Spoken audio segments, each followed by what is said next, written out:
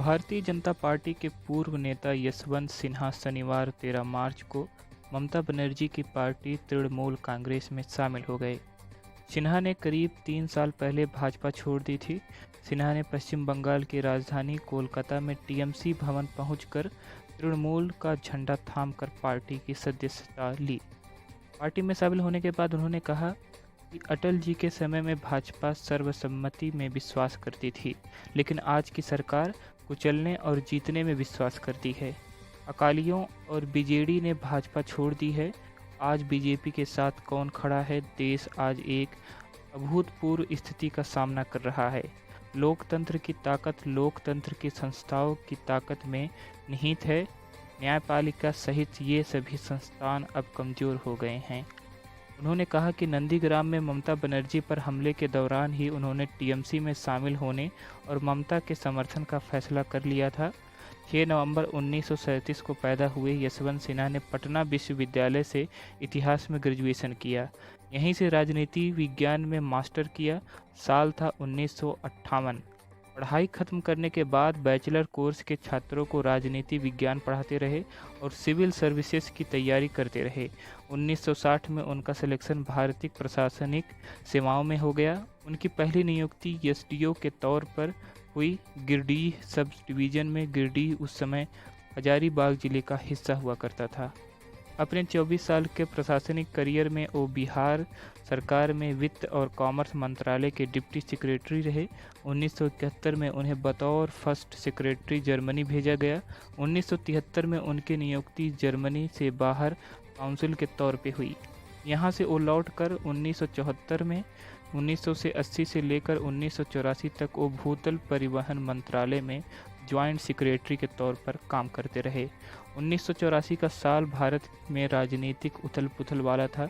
इंदिरा गांधी की हत्या के बाद देश में चुनाव हो रहे थे। कांग्रेस के पक्ष में सहानुभूति की जबरदस्त लहर थी। ऐसे गाढ़े समय में यशवंत सिन्हा ने नौकरी से इस्तीफा दे दिया। वो चंद्रशेखर के साथ पहले से संपर्क में थे। उन्हीं के प्रभाव में सिन्हा ने जनता पार्टी सदस्यता ली थी।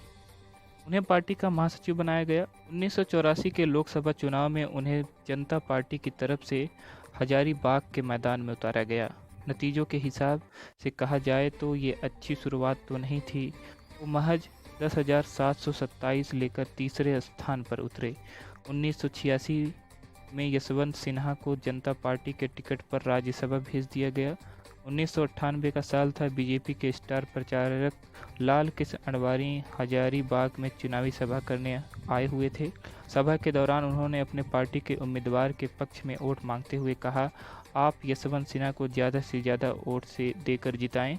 अगर हमारी सरकार बनती तो हम उन्हें वित्त मंत्री बनाएंगे। अडवाणी के भाषण का असर पड़ा। यशवंत सिन्हा 3,23,238 वोट लेकर इस सीट पर पहले नंबर पर बन चुके। उनके निकटतम प्रतिद्वंदी थे सीपीआई के भुवनेश्वर प्रताप मेहता। अटल बिहारी वाजपेयी के नेतृत्व में नई सरकार बनी। अडवाणी ने अपना वादा निभाया और यशवंत सिन्हा वित्त मंत्री बन गए। 1984 में जनता पार्टी से सियासी पारी शुरू करने वाले यशवंत सिन्हा ने महज 12 साल में खेमा बदल दिया था। समाजवादी विचारधारा वाली पार्टी से सीधा दक्षिणपंथी पार्टी की शरण में। 13 मई 2004 लोकसभा चुनाव के नतीजे घोषित हुए। इंडियन साइनिंग धोखा साबित हुआ। अगले दिन के अखबार में चुनाव हारने वाले बड़े चेहरों में से सबसे पहला नाम था यशवंत सिन्हा का। 2009 के लोकसभा चुनाव में यशवंत सिन्हा फिर से हजारीबाग से सीट चुनाव में उतरे। वे अपनी सीट फिर से जीतने में कामयाब रहे, लेकिन बीजेपी सत्ता से बाहर ही रही। 2013 में अडवाणी एक और मौका चाहते थे। इधर नरेंद्र मोदी को और इंतजार गंवारा नहीं था, लिहाजा पार्टी के भीतर सत्ता के लिए संघर्ष हुआ। यशवंत सिन्हा गलत खेमे में खड़े थे।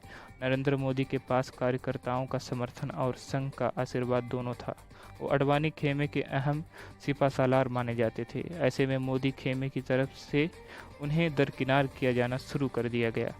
राजनीतिक पुनर्वास के चलते उनके बेटे जयंत सिन्हा को हजारीबाग से बीजेपी का टिकट दिया गया। जयंत सिन्हा के पिता से विरासत में मिली सीट को बचा के जाने में कामयाब रहे। धन्यवाद।